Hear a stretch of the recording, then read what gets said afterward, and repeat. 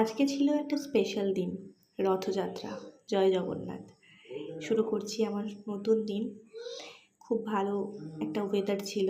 ছেলে উঠে পড়েছে, ওকে খাইয়ে রেডি করে নেব। এরপর বরকে চা দিলাম, নিজে চা নিয়ে বসে গেছি চা খেতে।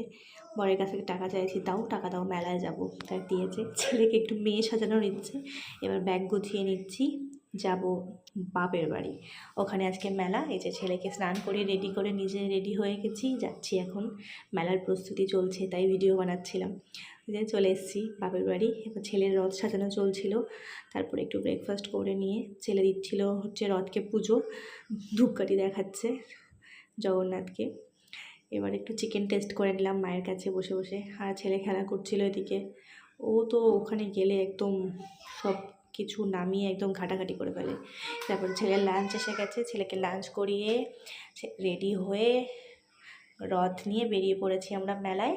এই যে আমাদের ওখানকার রথ বেরিয়ে পড়েছে, মাধাইয়ের রথ।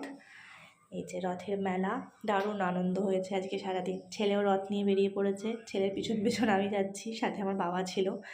এই যে এসে গেছে আমার মেয়ে রথ টানতে। ছেলে মেয়ে দুজন মিলে রথ টেনে টেনে ঘুরছিল। অনেকক্ষণ ওদেরকে টাইম দিয়েছি আজকে, ওরা রথ নিয়ে খুব আনন্দ করেছে।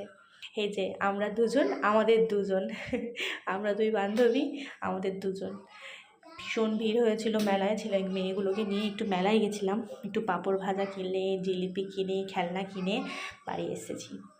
তারপর গেছিলাম হচ্ছে আমার বান্ধবীর একটা বান্ধবীর আর কি পার্লার উদ্বোধন ছিল, নেল এক্সটেনশনের।